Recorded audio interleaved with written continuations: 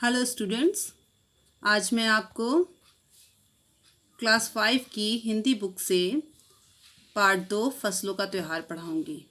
फसलों का त्यौहार, ये जो पार्ट है ये थोड़ा सा लेंथी है, इसलिए हम आज इसकी केवल रीडिंग करेंगे। सब ध्यान से सुनिएगा। पार्ट 2 फसलों का त्यौहार। सारे दिन बोरसी के आगे बैठकर हाथ कांपते हुए गुजर जाता है। कहाँ तो खिचड़ी के समय धूप में गर्माहट की शुरुआत होनी चाहिए और यहाँ हम सूरज के इंतज़ार में आस लगाए बैठे हुए हैं। पूरे 10 दिन हो गए सूरज लापता है। आज सुबह तो रजाई से निकलने की हिम्मत नहीं हो रही थी। बाहर देखने से तो समय का अंदाज बिल्कुल नहीं हो रहा, लेकिन घर में हो रही चहल पहल अब पता चल रही है। रह रहकर कानों में कभी चापाकल के चलने और पानी के गिरने की आवाज़ तो कभी किसी के हाक लगाने की आवाज़ आ रही थी। जा भाग के देख केरा का पत्ता आयल की ना। आज ई लोग के उठे के नईखे का बोल जल्दी तैयार हो खस। अब तो उठने में ही भलाई है। इस पाठ की थोड़ी सी जो भाषा है वो बिहार की तरफ की है।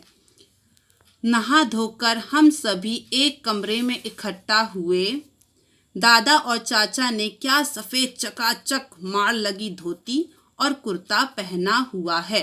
खिचड़ी में ऐसन ठान हम पहले कब्बो ना देखनी, सारा देह कनकना देता।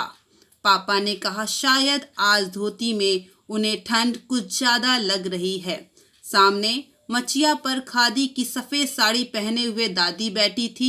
आज दादी ने अपने बाल धोए हैं, झक सफ़ेद सेमल की रुई जैसे हल्के फुल्के बाल।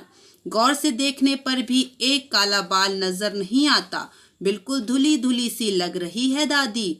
उनके सामने केले के कुछ पत्ते कतार में रखे हैं, जिस पर तिल, मिठा यानी कि गुड़, चावल आदि के छोटे छोटे ढेर पड़े हुए हैं। हमें बारी बारी से उन्हें उन सब चीज़ों को छूने और प्रणाम करने के लिए कहा गया।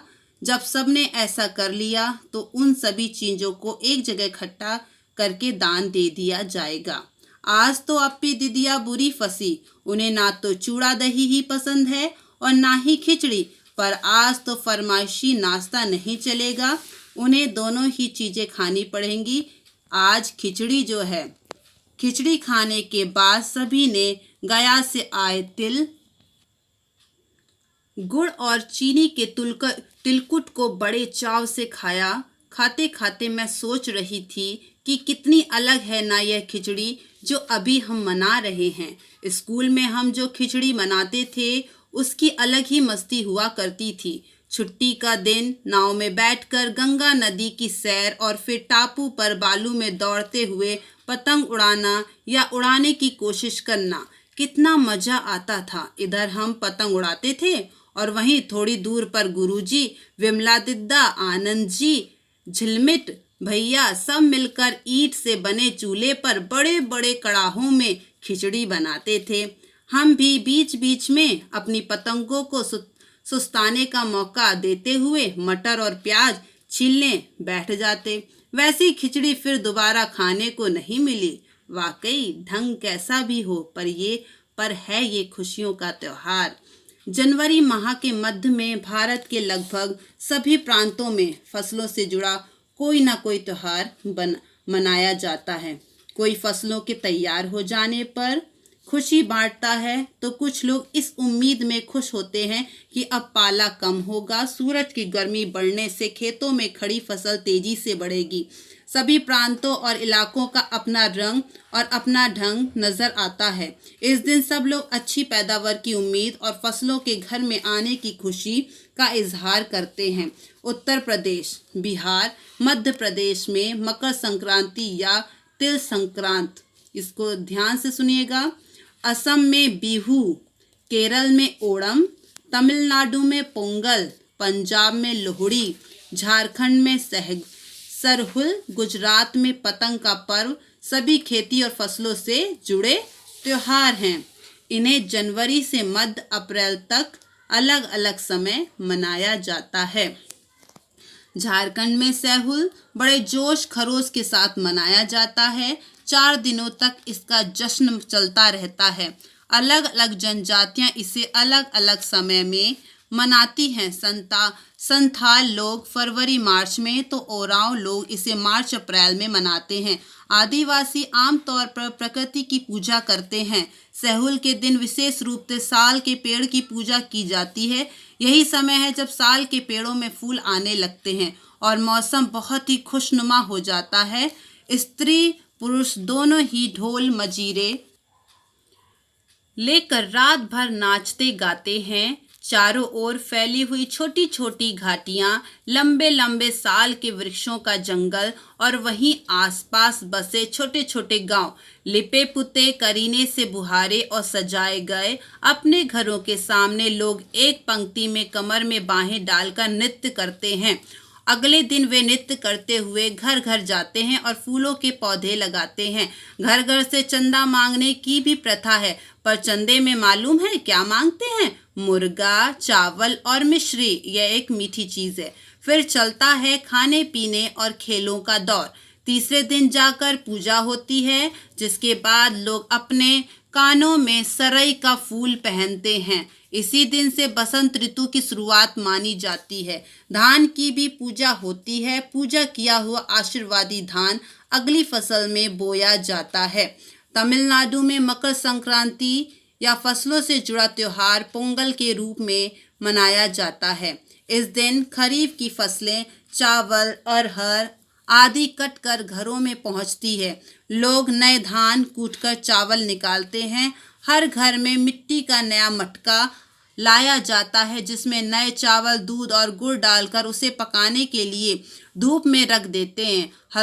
हल्दी शुभ मानी जाती है, इसलिए साबुत हल्दी को मटके के मुंह के चारों ओर बांध देते हैं। यह मटका दिन में 10:30-12 बजे तक धूप में रखा जाता है। जैसे ही दूध में उफान आता है और दूध चावल मटके से बाहर गिरने लगता है, तो पोंगला पोंगल पोंगला पोंगल, खिचड़ी में उफान आ गया के स्वर सुनाई देते हैं। दूसरी ओर गुजरात में पतंगों के बिना तो मकर संक्रांति का जश्न अधूरा ही माना जाएगा। इस दिन आसमान की ओर यदि नजर उठाएं तो शायद हर आकार और रंग रूप की पतंगे आकाश में लहराती हुई मिले। प्रत्येक गुजराती, चाहे वह किसी भी धर्म, जाति या आयु का हो, पतंग उड़ाता है। हजारों लाखों पतंगों से सूर्य भी ढक सा जाता है। कुमाऊं में मकर संक्रांति को घुघुतिया भी कहते हैं। इस दिन आटे का गुड़ को गूंथ कर पकवान बनाए जाते हैं। इन पकवानों को तरह तरह के आकार दिए जाते हैं, जैसे डमरू, तलवार, दाडिम का फूल आदि। पकवान को तलने के बाद एक माला में पिरोया जाता है। माला के बीच में संतरा और गन्ने की गंडेरी पिरोई जाती है। यह काम बच्चे बहुत रुचि और उत्साह के साथ करते हैं। सुबह बच्चों को माला दी जाती है। बहुत ठंड के कारण पक्षी पहाड़ों से चले जाते हैं। उन्हें बुलाने के लिए बच्चे इस माला से पकवान तोड़ तोड़ कर पक्षियों को खिलाते हैं और गाते हैं, कौआ आओ घुघुत आओ, ले कौआ बड़ो, माँ के देजा सोने का घड़ो, खा ले पूरी माँ के देजा सोने की छुरी। इसके साथ ही जिस चीज की कामना हो वह मांगते हैं। है ना कितने अलग अलग अंदाज मकर संक्रांति को मनाने के। कहीं दूध चावल और गुड़ की खीर बनती है, तो कोई 5 प्रकार के नए अनाज की खिचड़ी बनाता है। कहीं कहीं लोगों का सैलाब नदी में स्नान के लिए उमड़ पड़ता है। लोग ठंड से ठिठुरते रहेंगे, पर बर्फीले पानी में कम से कम एक डुबकी तो जरूर लगाएंगे। हाल यह होता है कि इन जगहों पर तिल रखने की भी जगह नहीं होती। तिल से याद आया, मकर संक्रांति के दिन पानी में तिल डालकर स्नान करना, तिल दान करना, आग में तिल डालना, तिल के पकवान बनाना विशेष महत्व रखता है। तुम्हारे घर या इलाके में इस त्योहार को कैसे मनाया जाता है? इसे खिचड़ी, पोंगल, मकर संक्रांति या कुछ और कहा जाता है? या तुम फसलों से जुड़े कोई और त्योहार मनाती हो? यदि तुम आपस में बात करो तो तुम्हें यह जानकर हैरानी होगी कि कई बार एक ही इलाके में रहने वाले लोग भी इस त्योहार को अलग अलग ढंग से मनाते हैं। तो ओके स्टूडेंट, ये चैप्टर मैंने आपको पढ़ के सुना दिया है। ये बहुत ही इंटरेस्टिंग चैप्टर है, आप इसे सुनिए और इसमें कुछ चीज़ें जो दी हैं उसे बहुत ध्यान से सुनिएगा कि किस जगह पर त्योहार को क्या बोला जाता है। और आप भी तो मकर संक्रांति बनाते हैं, तो अपने घर में पूछिए कि मम्मी पापा से आप खिचड़ी कैसे बनाते हैं, है ना। ये इस तरह से पूछिए अपने मम्मी पापा से। इसके जो प्रश्न उत्तर हैं, शब्द अर्थ हैं, वो आपको दूसरी वीडियो में मिलेंगे। Thank you.